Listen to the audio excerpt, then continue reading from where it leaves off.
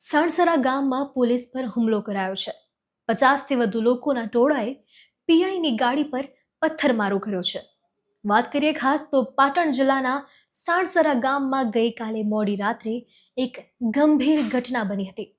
Santalpur police સ્ટેશનના police ઇન્સ્પેક્ટરની ગાડી પર સ્થાનિક લોકોએ પથ્થરમારો કર્યો હતો. આ ઘટના ત્યારે બની જ્યારે પોલીસ એક ડમ્પર ચાલકની ધરપકડ કરીને પરત ફરી રહી હતી. લગભગ 50થી વધુ અજાણ્યા લોકોના ટોળાએ પોલીસની ગાડી પર પથ્થરમારો કર્યો હતો. આ હુમલામાં પોલીસ અધિકારીને નાની મોટી ઈજાઓ થઈ હોવાની શક્યતા છે.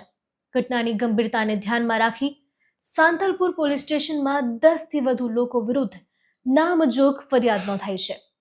પોલીસે આ મામલે વધુ તપાસ હાથ ધરી છે અને દોષીઓને શોધવાની કાર્યવાહી પણ શરૂ કરી છે.